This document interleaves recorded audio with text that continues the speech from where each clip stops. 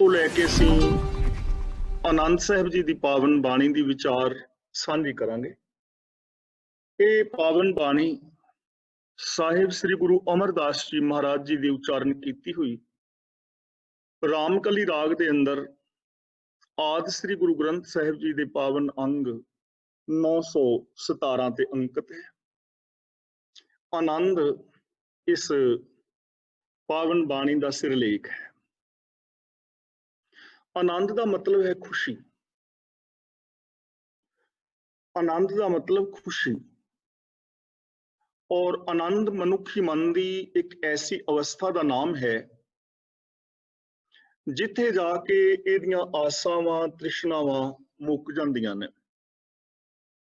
ਵਿਕਾਰ ਖਤਮ ਹੋ ਜਾਂਦੇ ਨੇ, ਨਕਾਰਾਤਮਕਤਾ ਮੁੱਕ ਜਾਂਦੀ ਹੈ, ਇਹਦੇ ਅੰਦਰ ਵਿਵੇਕ ਬੁੱਧ ਪੈਦਾ ਹੁੰਦੀ ਹੈ, ਕਾਮਨ ਸੈਂਸ ਪੈਦਾ ਹੁੰਦੀ ਹੈ। ਇਸ ਨੂੰ ਸਮਝ ਪੈ ਜਾਂਦੀ ਹੈ ਕਿ ਠੀਕ ਕੀ ਹੈ, ਗਲਤ ਕੀ ਹੈ, ਧਰਮ ਕੀ ਹੈ, ਅਧਰਮ ਕੀ ਹੈ, ਚੰਗਾ ਕੀ ਹੈ, ਮਾੜਾ ਕੀ ਹੈ, ਭਲਾ ਕੀ ਹੈ, ਬੁਰਾ ਕੀ ਹੈ, ਹਾਨੀ ਕੀ ਹੈ, ਲਾਭ ਕੀ ਹੈ, ਆਤਮ ਕੀ ਹੈ, ਅਨਾਤਮ ਕੀ ਹੈ, ਪੁੰਨ ਕੀ ਹੈ, ਪਾਪ ਕੀ ਹੈ। ਯਾਨੀ ਇਹ ਠੀਕ ਔਰ ਗਲਤ ਦਾ ਨਿਰਣਾ ਕਰਨ ਜੋਗਾ ਹੋ ਜਾਂਦਾ ਹੈ। ਆਨੰਦ ਮਨੁੱਖੀ ਮਨ ਦੀ ਉਸ ਅਵਸਥਾ ਦਾ ਨਾਮ ਹੈ ਜਿੱਥੇ ਇਹਦੇ ਅੰਦਰ ਸਹਿਜ ਪੈਦਾ ਹੋ ਜਾਂਦਾ ਹੈ, ਮਨ ਬਚਨ ਕਰਮ ਦੀ ਇਕਸਾਰਤਾ। ਆਨੰਦ ਮਨੁੱਖੀ ਮਨ ਦੀ ਉਸ ਅਵਸਥਾ ਦਾ ਨਾਮ ਹੈ ਜਿੱਥੇ ਇਸ ਨੂੰ ਚਾਰ ਚੁਫੇਰੇ ਪ੍ਰਭੂ ਦਾ ਨੂਰ, ਉਹਦਾ ਜ਼ਹੂਰ, ਉਹਦਾ ਜਲਵਾ ਨਜ਼ਰੀ ਪੈਂਦਾ ਹੈ। ਇਹ ਸਭ ਦੇ ਨਾਲ ਪ੍ਰਭੂ ਵਰਗਾ ਪਿਆਰ ਕਰਦਾ ਹੈ, ਸਾਰਿਆਂ ਦਾ ਸਤਿਕਾਰ ਕਰਦਾ ਹੈ, ਹਰ ਇੱਕ ਦੇ ਸੁੱਖ ਦੁੱਖ ਦੇ ਅੰਦਰ ਸ਼ਾਮਲ ਹੁੰਦਾ ਹੈ ਔਰ ਸੰਸਾਰ ਦੇ ਨਾਲ, ਜੀਵ ਜਨਤਾ ਨਾਲ, ਵਨਸਪਤੀ ਦੇ ਨਾਲ ਇਸ ਦੀ ਪ੍ਰੀਤ ਬਣਦੀ ਹੈ, ਇਹ ਸਚਿਆਰ ਹੋ ਜਾਂਦਾ ਹੈ। ਐਸੇ ਮਨੁੱਖੀ ਮਨ ਦੇ ਅੰਦਰ ਖੁਸ਼ੀ ਉਪਜਦੀ ਹੈ। ਉਸ ਅਵਸਥਾ ਦਾ ਨਾਮ ਹੈ ਆਨੰਦ, ਜਿੱਥੇ ਕੇਵਲ ਖੁਸ਼ੀਆਂ ਹੀ ਖੁਸ਼ੀਆਂ ਨੇ, ਜਿੱਥੇ ਫਿਰ ਕੋਈ ਗਮ ਨਹੀਂ, ਕੋਈ ਚਿੰਤਾ ਨਹੀਂ, ਕੋਈ ਦੁੱਖ ਨਹੀਂ, ਕੋਈ ਡਰ ਨਹੀਂ, ਕੋਈ ਸਹਿਮ ਨਹੀਂ, ਚੜ੍ਹਦੀ ਕਲਾ ਹੈ, ਜਿੱਥੇ ਨੈਗੇਟਿਵਿਟੀ ਨਹੀਂ ਹੈ, ਕੇਵਲ ਪੋਜ਼ਿਟਿਵਿਟੀ ਹੈ, ਸਕਾਰਾਤਮਕ ਸੋਚ ਹੈ। ਐਸੀ ਸੋਚ ਵਾਲੇ ਮਨੁੱਖ ਨੂੰ ਸ਼ੋਕ ਦੇ ਦਰਿਆਵਾਂ ਵਿੱਚ, ਗਰਜ ਦੇ ਬੱਦਲਾਂ ਵਿੱਚ, ਕੜਕ ਦੀ ਬਿਜਲੀ ਵਿੱਚ ਔਰ ਝੁੱਲਦੇ ਹੋਏ ਝੱਖੜਾਂ ਵਿੱਚ ਵੀ ਜੀਵਨ ਦਾ ਸੰਗੀਤ ਸੁਣਾਈ ਦਿੰਦਾ ਹੈ। ਇਸ ਅਵਸਥਾ ਤੇ ਗੁਰੂ ਨਾਨਕ ਪਾਤਸ਼ਾਹ ਜੀ ਮਹਾਰਾਜ ਜਦੋਂ ਇਸ ਸੰਸਾਰ ਵੱਲ ਤੱਕਦੇ ਨੇ ਤਾਂ ਪੂਰੀ ਕਾਇਨਾਤ ਇੰਝ ਪ੍ਰਤੀਤ ਹੁੰਦਾ ਹੈ ਜਿਵੇਂ ਰੱਬੀ ਆਰਤੀ ਉਤਾਰ ਰਹੀ। ਇੱਥੇ ਜੀਵਨ ਸੰਗੀਤਮਈ ਹੋ ਜਾਂਦਾ ਹੈ ਔਰ ਇਹ ਸਾਰਾ ਸੰਸਾਰ ਗਾਉਂਦਾ ਹੋਇਆ ਪ੍ਰਤੀਤ ਹੁੰਦਾ ਹੈ। ਪੌਣ ਪਾਣੀ ਬੈਸੰਤਰ ਆਦਿਕ ਇੰਝ ਪ੍ਰਤੀਤ ਹੋ ਰਹੇ ਨੇ ਜਿਵੇਂ ਰੱਬੀ ਸਿਫਤ ਸਲਾਹ ਦੇ ਗੀਤ ਗਾ ਰਹੇ ਨੇ। ਤੇ ਇਹ ਅਵਸਥਾ ਹਰ ਇਨਸਾਨ ਮਾਣ ਸਕਦਾ ਹੈ, ਇਹ ਸੰਭਾਵਨਾ ਹਰ ਇੱਕ ਦੇ ਅੰਦਰ ਹੈ, ਪਰ ਚੋਇਸ ਹੈ ਬੰਦੇ ਦੀ ਕਿ ਉਹ ਇਸ ਰਾਹ ਨੂੰ ਚੁਣੇਗਾ ਜਾਂ ਨਹੀਂ ਚੁਣੇਗਾ। ਇਸ ਸਟੇਜ ਤੇ ਕਿਵੇਂ ਪਹੁੰਚਣਾ ਹੈ, ਕਿਵੇਂ ਇਹ ਖੁਸ਼ੀ ਮਾਨਣੀ ਹੈ, ਗੁਰੂ ਪਾਤਸ਼ਾਹ ਜੀ ਨੇ ਸਾਨੂੰ ਆਨੰਦ ਸਾਹਿਬ ਜੀ ਦੀ ਪੂਰੀ ਬਾਣੀ ਦੇ ਅੰਦਰ ਸਾਨੂੰ ਦੱਸਿਆ ਹੈ। ਸਭ ਤੋਂ ਪਹਿਲਾਂ ਇੱਕ ਓੰਕਾਰ ਸਤਿਗੁਰ ਪ੍ਰਸਾਦ।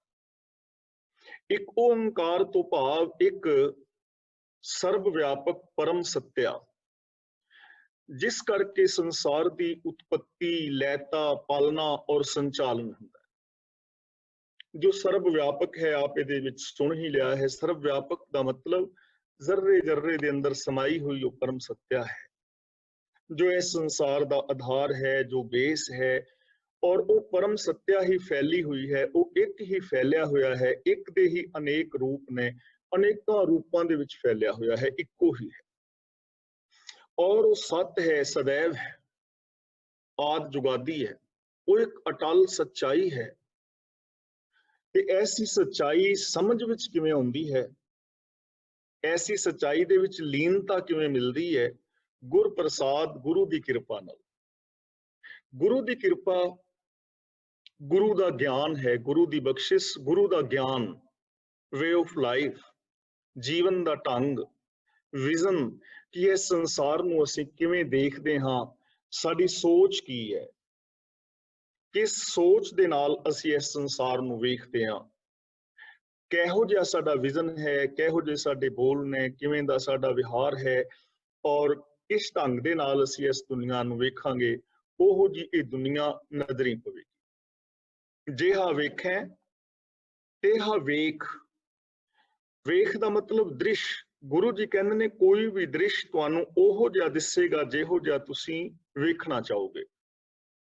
ਜਿਵੇਂ ਕਿ ਅਸੀਂ ਰੋਜ਼ ਇਹ ਵਿਚਾਰ ਕਰਦੇ ਹਾਂ, ਕਈ ਲੋਕ ਵੇਖਦੇ ਨੇ ਕਿ ਇਹ ਸੰਸਾਰ ਦੁੱਖਾਂ ਦਾ ਘਰ ਹੈ, ਇੱਥੇ ਕੋਈ ਕਿਸੇ ਦਾ ਨਹੀਂ, ਇੱਥੇ ਪਾਪ ਨੇ, ਇੱਥੇ ਲੋਕ ਅਪਰਾਧੀ ਨੇ, ਇੱਥੇ ਕੋਈ ਤਰੱਕੀ ਦਾ ਮੌਕਾ ਨਹੀਂ ਹੈ। ਇਸ ਨਾਲੋਂ ਤੇ ਰੱਬ ਚੁੱਕ ਹੀ ਲਵੇ ਤੇ ਠੀਕ ਹੈ, ਕਿਉਂਕਿ ਲੋਕ ਐਵੇਂ ਸੋਚਦੇ ਨੇ। ਤੇ ਕੁਝ ਲੋਕ ਐਵੇਂ ਦੇਖਦੇ ਨੇ ਕਿ ਇਹ ਸੰਸਾਰ ਰੱਬ ਦਾ ਘਰ ਹੈ, ਇੱਥੇ ਬੁਰਾ ਕੁਝ ਵੀ ਨਹੀਂ, ਇੱਥੇ ਸਭ ਕੁਝ ਭਲਾ ਹੈ, ਇੱਥੇ ਚਾਰ ਚੁਫੇਰੇ ਸੁੱਖਾਂ ਦੇ, ਖੁਸ਼ੀਆਂ ਦੇ, ਸਫਲਤਾਵਾਂ ਦੇ ਮੌਕੇ ਨੇ। ਇਹ ਆਨੰਦਮਈ ਸੰਸਾਰ ਹੈ। ਤੇ ਇਹ ਸੰਸਾਰ ਨੂੰ ਜਿਵੇਂ ਵੇਖੋਗੇ ਉਵੇਂ ਦਿਸੇਗਾ। ਜਿਵੇਂ ਆਪਾਂ ਪਹਿਲਾਂ ਵੀ ਇੱਕ ਮਿਸਾਲ ਦਿੱਤੀ ਸੀ ਕਿ ਪਿਕਚਰ ਹਾਲ ਵਿੱਚ ਬੈਠਾ ਹੋਇਆ ਬੰਦਾ ਪਰਦੇ ਤੇ ਦੇਖਦਾ ਹੈ, ਫਿਲਮ ਫਿਲਮਾਈ ਜਾ ਰਹੀ ਹੈ, ਉੱਥੇ ਸੁੱਖ ਔਰ ਦੁੱਖ ਦੇ ਸੀਨ ਆ ਰਹੇ ਨੇ। ਸੁੱਖ ਵਾਲੇ ਸੀਨ ਦੇਖ ਕੇ ਬੰਦਾ ਖੁਸ਼ ਹੁੰਦਾ ਹੈ, ਹਾਸੇ ਵਾਲੇ ਸੀਨ ਦੇਖ ਕੇ ਬੰਦਾ ਠਹਾਕੇ ਮਾਰ ਕੇ ਹੱਸਦਾ ਹੈ। ਲੇਕਿਨ ਕਈ ਇਮੋਸ਼ਨਲ ਸੀਨ ਆਉਂਦੇ ਨੇ, ਉਹਨਾਂ ਨੂੰ ਵੇਖ ਕੇ ਬੰਦੇ ਦੀਆਂ ਅੱਖਾਂ ਵਿੱਚ ਹੰਝੂ ਵੀ ਆ ਜਾਂਦੇ ਨੇ। ਪਰ ਜਿਸ ਪਰਦੇ ਦੇ ਉੱਤੇ ਫਿਲਮ ਦਿਸ ਰਹੀ ਹੈ, ਉਹ ਪਰਦਾ ਆਪਣੇ ਆਪ ਵਿੱਚ ਕੁਝ ਨਹੀਂ, ਉਹ ਤੇ ਕੱਪੜੇ ਦਾ ਟੁਕੜਾ ਹੈ ਜਾਂ ਦੀਵਾਰ ਹੈ। ਪ੍ਰੋਜੈਕਟਰ ਪਿੱਛੇ ਹੈ, ਜਿੱਧਰ ਤੁਹਾਡੀ ਪਿੱਠ ਹੈ ਪ੍ਰੋਜੈਕਟਰ ਪਿੱਛੇ ਹੈ। ਜੈਸੀ ਰੀਲ, ਜੈਸੀ ਫਿਲਮ ਪ੍ਰੋਜੈਕਟਰ ਤੇ ਚਲਾਈ ਜਾ ਰਹੀ ਹੈ, ਫਿਲਮਾਈ ਜਾ ਰਹੀ ਹੈ, ਉਹ ਪਰਦੇ ਤੇ ਦਿਸ ਰਹੀ ਹੈ। ਇਸੇ ਤਰ੍ਹਾਂ ਇਹ ਸੰਸਾਰ ਇੱਕ ਪਰਦੇ ਦੀ ਨਿਆਈ ਹੈ। ਇਹ ਸੰਸਾਰ ਆਪਣੇ ਆਪ ਵਿੱਚ ਕੁਝ ਨਹੀਂ, ਚੰਗਾ ਜਾਂ ਮਾੜਾ। ਪ੍ਰੋਜੈਕਟਰ ਤੁਹਾਡੇ ਅੰਦਰ ਹੈ, ਹਰ ਇਨਸਾਨ ਦੇ ਅੰਦਰ। ਜੈਸੀ ਸੋਚ ਅੰਦਰ ਚੱਲ ਰਹੀ ਹੈ, ਵੈਸਾ ਇਹ ਬਾਹਰ ਸੰਸਾਰ ਨਜ਼ਰੀ ਪੈ ਰਿਹਾ ਹੈ। ਤੇ ਗੁਰੂ ਜੀ ਨੇ ਸਾਨੂੰ ਆਨੰਦ ਸਾਹਿਬ ਜੀ ਦੀ ਪਾਵਨ ਬਾਣੀ ਦੇ ਅੰਦਰ ਉਹ ਸੋਚ ਦਿੱਤੀ ਹੈ, ਉਹ ਵਿਜ਼ਨ ਦਿੱਤਾ ਹੈ, ਉਹ ਵੇ ਆਫ ਲਾਈਫ ਦਿੱਤਾ ਹੈ, ਸੋਚਣ ਦਾ ਢੰਗ ਦਿੱਤਾ ਹੈ, ਜੀਵਨ ਦੀ ਜੁਗਤ ਦਿੱਤੀ ਹੈ।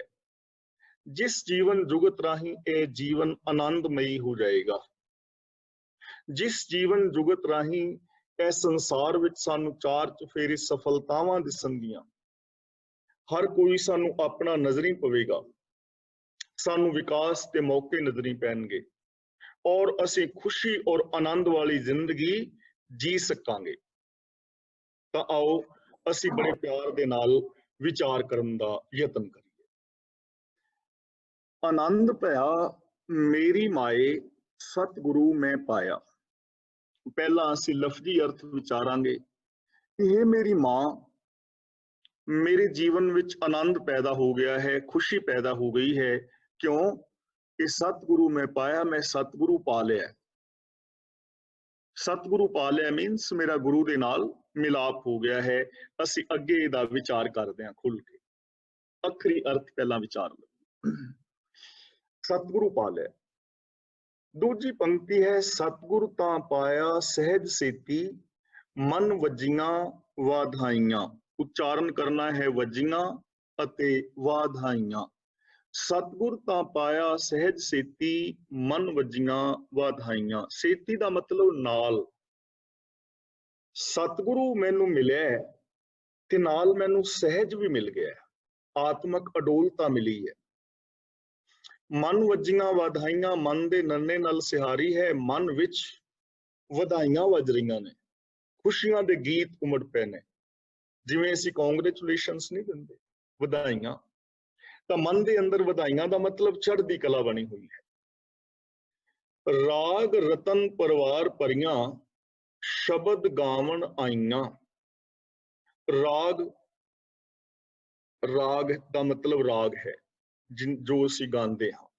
ਰਤਨ ਦਾ ਮਤਲਬ ਕੀਮਤੀ, ਪਰਿਵਾਰ ਦਾ ਮਤਲਬ ਰਾਗਾਂ ਦੇ ਪਰਿਵਾਰ, ਪਰੀਆਂ ਦਾ ਮਤਲਬ ਰਾਗਣੀਆਂ।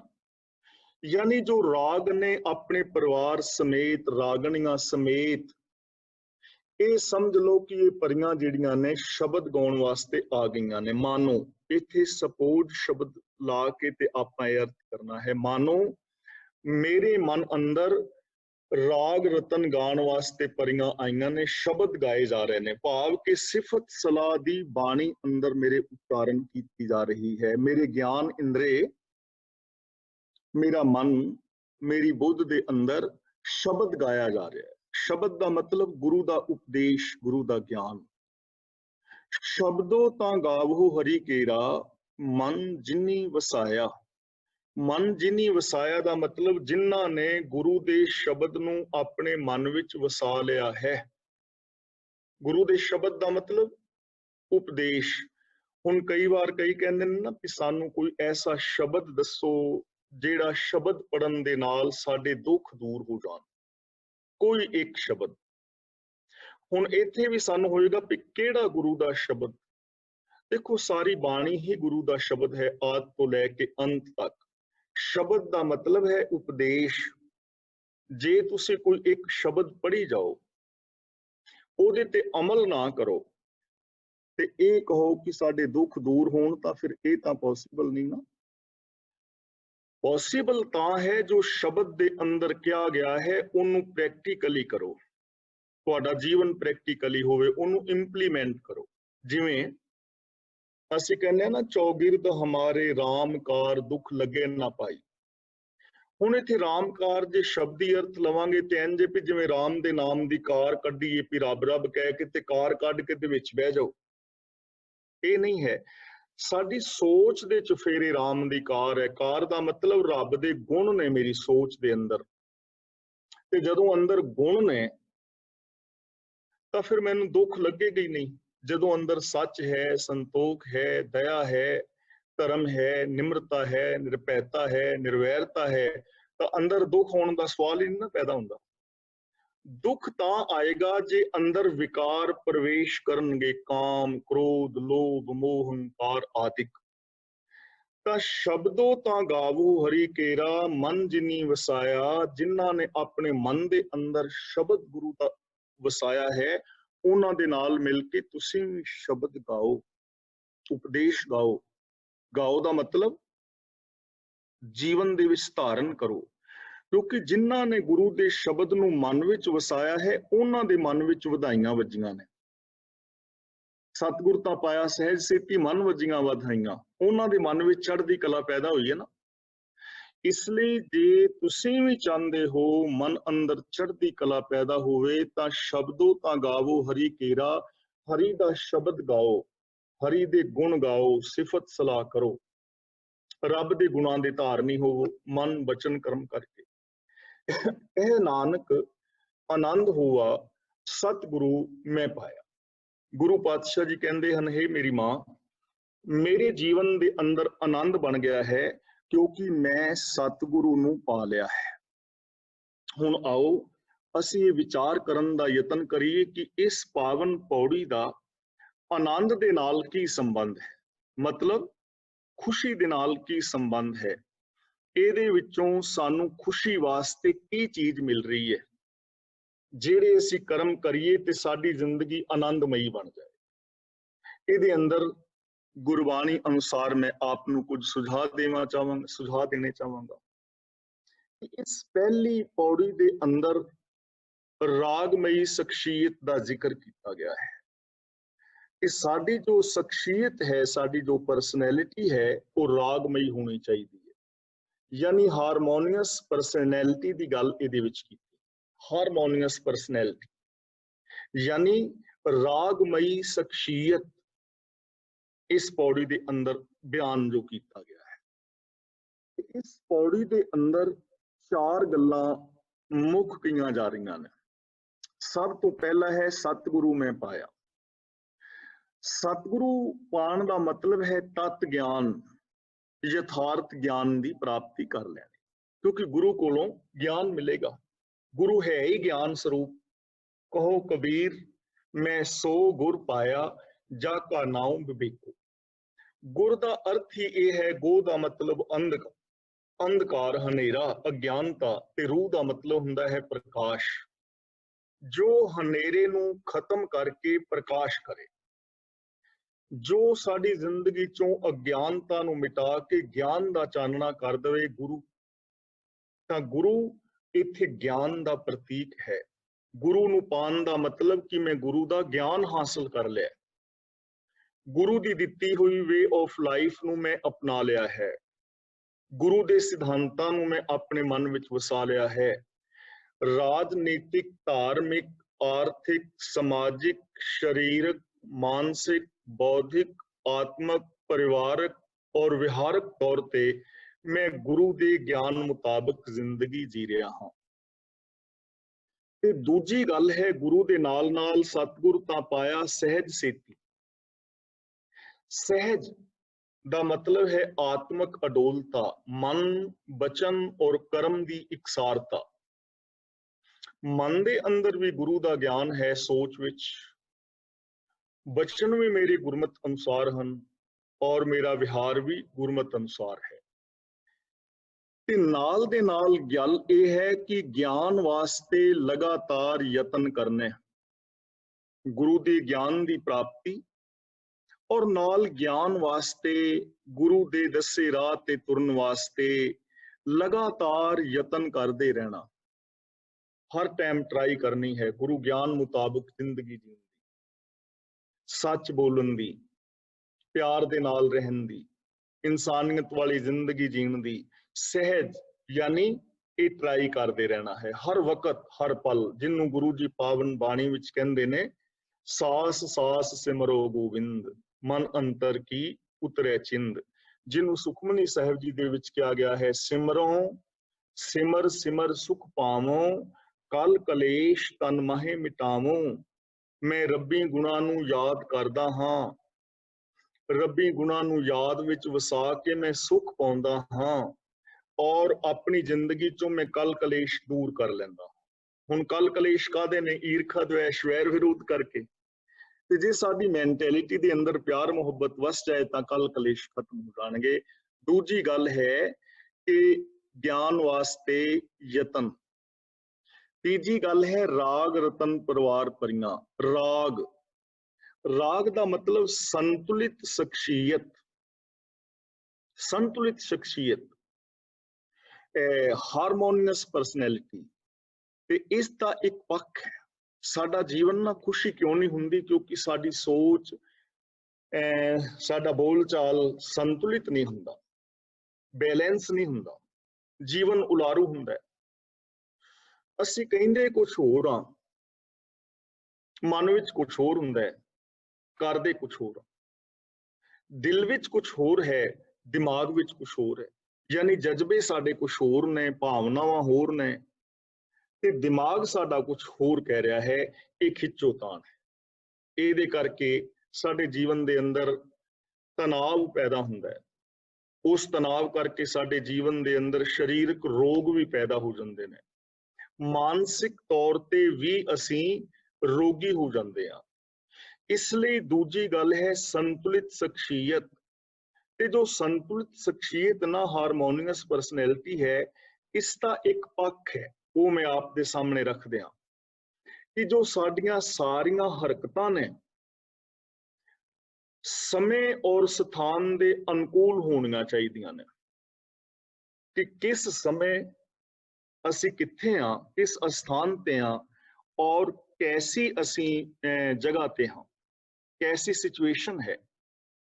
ਸਾਡੀ ਬੋਲਬਾਣੀ, ਸਾਡੀਆਂ ਸਰੀਰਕ ਹਰਕਤਾਂ, ਸਾਡਾ ਵਿਹਾਰ ਸਮੇਂ ਔਰ ਸਥਾਨ ਮੁਤਾਬਿਕ ਨਹੀਂ ਹੋਏਗਾ ਤਾਂ ਜ਼ਿੰਦਗੀ ਵਿੱਚ ਖੁਸ਼ੀ ਪੈਦਾ ਨਹੀਂ ਹੋਏਗੀ।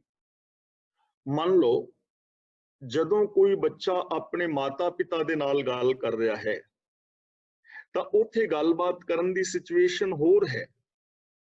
ਉੱਥੇ ਉਹਨੂੰ ਮਾਂ-ਬਾਪ ਦਾ ਆਦਰ ਸਤਿਕਾਰ ਜਿਵੇਂ ਕਰਨਾ ਹੈ, ਜਿਵੇਂ ਮਾਂ-ਬਾਪ ਦੇ ਅੱਗੇ ਪਿਆਰ ਦੇ ਨਾਲ ਬੋਲਣਾ ਹੈ, ਉਹਨਾਂ ਦਾ ਆਦਰ ਸਤਿਕਾਰ ਕਰਨਾ ਹੈ, ਉੱਥੇ ਉਹਨੂੰ, ਬੱਚੇ ਨੂੰ ਉਸ ਤਰ੍ਹਾਂ ਵਰਤਣਾ ਚਾਹੀਦਾ ਹੈ।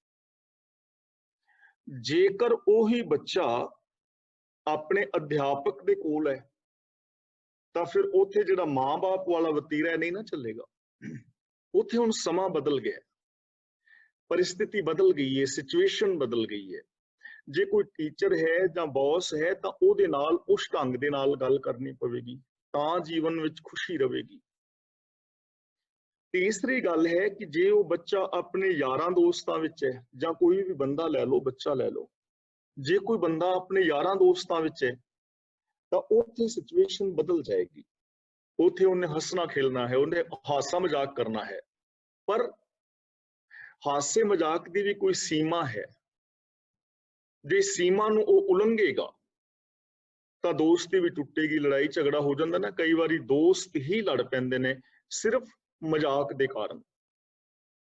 ਪਤੀ ਪਤਨੀ ਮਜ਼ਾਕ ਵਿੱਚ ਕਈ ਵਾਰ ਲੜ ਪੈਂਦੇ ਨੇ ਕਿਉਂਕਿ ਸੀਮਾ ਪਾਰ ਕਰ ਗਏ। ਇਸ ਲਈ ਸਿਚੁਏਸ਼ਨ ਨੂੰ ਸਮਝਣਾ ਪਵੇਗਾ। ਜੇ ਯਾਰਾਂ ਦੋਸਤਾਂ ਵਿੱਚ ਹੈ, ਉਥੋਂ ਦੀ ਸੀਮਾ, ਉਥੋਂ ਦਾ ਸਿਚੁਏਸ਼ਨ ਕੁਝ ਹੋਰ ਹੈ। ਜੇ ਬੰਦਾ ਕਿਤੇ ਖੁਸ਼ੀ ਦੇ ਸਮੇਂ ਤੇ ਗਿਆ ਹੈ, ਕਿਤੇ ਸ਼ਾਦੀ ਹੈ, ਆਨੰਦ ਕਾਰਜ ਵਿਆਹ ਹੈ, ਖੁਸ਼ੀ ਦੇ ਸਮੇਂ ਤੇ ਗਿਆ ਹੈ, ਤੇ ਜੇ ਉੱਥੇ ਉਹ ਸੋਗ ਪਾ ਕੇ ਬੈਠਾ ਰਹੇ ਤਾਂ ਖੁਸ਼ੀ ਨਾ ਮਿਲੇਗੀ। ਤੇ ਜੇ ਕਿਸੇ ਦੇ ਮਰਨੇ ਤੇ ਗਿਆ ਹੋਏ, ਮੌਤ ਹੋਈ ਹੋਏ, ਤੇ ਉੱਥੇ ਉਹ ਵਿਆਹਾਂ ਦੀਆਂ ਗੱਲਾਂ ਕਰੇ ਤੇ ਭੰਗੜਾ ਪਾਏ ਤਾਂ ਉੱਥੇ ਬਾਤ ਨਹੀਂ ਨਾ ਬਣੇਗੀ। ਸਿਚੁਏਸ਼ਨ ਬਦਲ ਗਈ। ਜਿਹੜੀ ਸੰਤੁਲਿਤ ਸ਼ਖਸੀਅਤ ਹੈ ਨਾ, ਹਾਰਮੋਨੀਅਸ ਪਰਸਨੈਲਿਟੀ ਹੈ, ਉਹ ਬੰਦਾ ਇਹਨਾਂ ਚੀਜ਼ਾਂ ਵੱਲ ਧਿਆਨ ਦੇਵੇਗਾ। ਇਹਨੂੰ ਕਹਿੰਦੇ ਨੇ ਰਾਗਮਈ ਸ਼ਖਸੀਅਤ। ਰਾਗ ਰਤਨ ਪਰਿਵਾਰ ਪਰੀਆਂ, ਸ਼ਬਦ ਗਾਵਣ ਆਈਆਂ, ਰਾਗਮਈ ਸ਼ਖਸੀਅਤ, ਹਾਰਮੋਨੀਅਸ ਪਰਸਨੈਲਿਟੀ, ਇਹ ਉਹਦੇ ਜੀਵਨ ਦਾ ਪੱਖ ਹੋਏਗਾ। ਤੇ ਜੋ ਰਾਗਮਈ ਸ਼ਖਸੀਅਤ ਹੈ, ਹਾਰਮੋਨੀਅਸ ਪਰਸਨੈਲਿਟੀ ਹੈ, ਇਹ ਪੈਦਾ ਕਿਵੇਂ ਹੋਏਗੀ? ਇਹ ਧਰਮ ਦੀ ਪਛਾਣ ਵਿੱਚੋਂ ਪੈਦਾ ਹੋਏਗੀ। ਜੇ ਬੰਦਾ ਧਰਮੀ ਹੋਏਗਾ, ਤੇ ਧਰਮ ਦਾ ਮਤਲਬ ਕਦਾਚਿਤ ਇਹ ਨਹੀਂ ਹੈ ਮਾਲਾ ਫੇਰਨੀਆਂ। ਧਰਮ ਦਾ ਮਤਲਬ ਬਿਲਕੁਲ ਵੀ ਇਹ ਨਹੀਂ ਕਿ ਤੀਰਥਾਂ ਤੇ ਨਹਾਉਣਾ, ਵਰਤਨ ਰਾਤੇ ਸਰਾਧ ਕਰਨੇ, ਵਿਖਾਵੇ ਦੇ ਪਾਠ ਪੂਜਾ ਕਰਨੇ ਆ, ਜੋ ਕੁਛ ਵੀ, ਇਹ ਧਰਮ ਨਹੀਂ ਹੈ। ਜੇਕਰ ਇਹਨਾਂ ਚੀਜ਼ਾਂ ਨਾਲ ਧਰਮ ਪੈਦਾ ਹੁੰਦਾ ਨਾ, ਤਾਂ ਸੰਸਾਰ ਸਵਰਗ ਹੋਣਾ ਸੀ। ਅਸੀਂ ਗੱਲਾਂ ਕਰ ਰਹੇ ਸੀ ਨਾ ਚੁੰਨੀ ਵਗੈਰਾ ਚੜਾਉਣ ਦੀਆਂ, ਦੂਜੀਆਂ ਤੀਜੀਆਂ, ਤਾਂ ਇਹ ਤਾਂ ਬੜਾ ਨੀਵਾਂ ਲੈਵਲ ਸੀ। ਇੱਥੇ ਬੰਦੇ ਨੇ ਕਿੱਥੇ ਆਉਣਾ ਸੀ ਜੇ ਧਰਮ ਦੀ ਪਛਾਣ ਹੁੰਦੀ। ਧਰਮ ਦਾ ਮਤਲਬ ਹੈ ਸੱਚ ਨੂੰ ਆਧਾਰ ਬਣਾ ਕੇ ਮਨੁੱਖੀ ਫਰਜ਼ਾਂ ਨੂੰ ਪੂਰੇ ਕਰਨਾ। ਸੱਚ ਨੂੰ ਆਧਾਰ ਬਣਾ ਕੇ ਮਨੁੱਖੀ ਫਰਜ਼ਾਂ ਨੂੰ ਪੂਰੇ ਕਰਨ ਦਾ ਨਾਮ ਧਰਮ ਹੈ। ਜੋ ਜਪਜੀ ਸਾਹਿਬ ਜੀ ਦੀ ਵਿਆਖਿਆ ਦੇ ਅੰਦਰ ਅਸੀਂ ਬੜੇ ਵਿਸਥਾਰ ਨਾਲ ਵਿਚਾਰ ਕਰ ਰਹੇ ਹਾਂ। ਧਰਮਖੰਡ ਕਾ ਇਹੋ ਧਰਮ, ਜਿੱਥੇ ਰਾਤੀ ਰੁੱਤੀ ਥਿੱਤੀ ਵਾਰ ਕਿ ਹਰ ਚੀਜ਼ ਆਪਣਾ ਆਪਣਾ ਫਰਜ਼ ਪੂਰਾ ਕਰ ਰਹੀ ਹੈ, ਇੱਕ ਸਿਸਟਮ ਦੇ ਅੰਦਰ ਚੱਲ ਰਹੀ ਹੈ। ਤਾਂ ਧਰਮ, ਜਿਹੜੇ ਧਰਮ ਦੇ ਵਿੱਚੋਂ, ਫਰਜ਼ਾਂ ਦੇ ਵਿੱਚੋਂ ਇਹ ਹਾਰਮੋਨੀਅਸ ਪਰਸਨੈਲਿਟੀ ਪੈਦਾ ਹੋਈ। ਰਾਗਮਈ ਸ਼ਖਸੀਅਤ ਦਾ ਇੱਕ ਹੋਰ ਪੱਖ ਹੈ ਖੁਸ਼ੀ ਵਾਸਤੇ, ਆਨੰਦ ਵਾਸਤੇ। ਉਹ ਹੈ ਮਨ, ਬਚਨ ਔਰ ਕਰਮ ਦੀ ਇਕਸਾਰਤਾ। ਤੁਸੀਂ ਗੁਰਦੁਆਰਾ ਸਾਹਿਬ ਸਾਰੇ ਜਾਂਦੇ ਹੋ ਨਾ, ਰਾਗੀ ਸਹਿਬਾਨ ਕੀਰਤਨ ਕਰ ਰਹੇ ਨੇ ਤੇ ਕਿੰਨਾ ਆਨੰਦ ਆਉਂਦਾ ਨਾ ਕੀਰਤਨ ਚੋਂ। ਕਈ ਦੂਜਾ ਸੰਗੀਤ ਸੁਣਦੇ ਨੇ, ਉਹਨਾਂ ਨੂੰ ਉਸ ਸੰਗੀਤ ਚੋਂ ਖੁਸ਼ੀ ਮਿਲਦੀ ਹੈ। ਹੁਣ ਸੰਗੀਤ ਦੇ ਅੰਦਰ ਖੁਸ਼ੀ ਕਾਹਦੀ ਹੈ? ਕਈ ਵਾਰ ਅਸੀਂ ਕਹਿੰਦੇ ਹਾਂ ਯਾਰ ਕੀਰਤਨ ਫਲਾਂ ਬੰਦੇ ਕਰ ਰਹੇ ਸਨ ਪਰ ਆਨੰਦ ਨਹੀਂ ਆਇਆ। ਰੀਜ਼ਨ ਕੀ ਸੀ? ਕਿ ਉਹਨਾਂ ਦਾ ਆਪਸੀ ਤਾਲਮੇਲ ਨਹੀਂ ਹੁੰਦਾ ਗਾਣ ਵਾਲੇ ਦਾ। ਰਾਗ ਦੇ ਅੰਦਰ ਤਿੰਨ ਚੀਜ਼ਾਂ ਨੇ, ਸੁਰ, ਲੈ ਔਰ ਤਾਲ।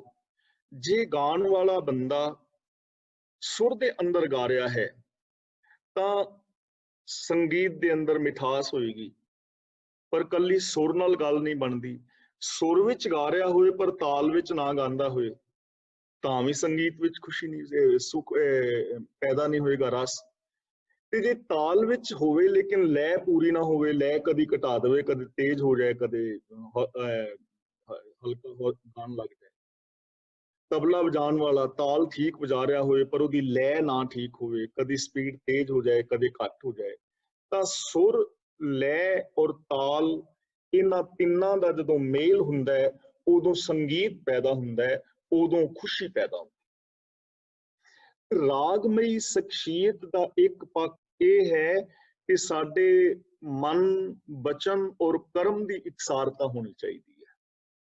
ਜੋ ਮਨ ਵਿੱਚ ਹੈ ਸੱਚ, ਪ੍ਰੇਮ, ਬੋਲਾਂ ਵਿੱਚ ਵੀ ਉਹੀ ਹੋਵੇ ਔਰ ਵਿਹਾਰ ਦੇ ਵਿੱਚ ਵੀ ਉਹੀ ਹੋਵੇ।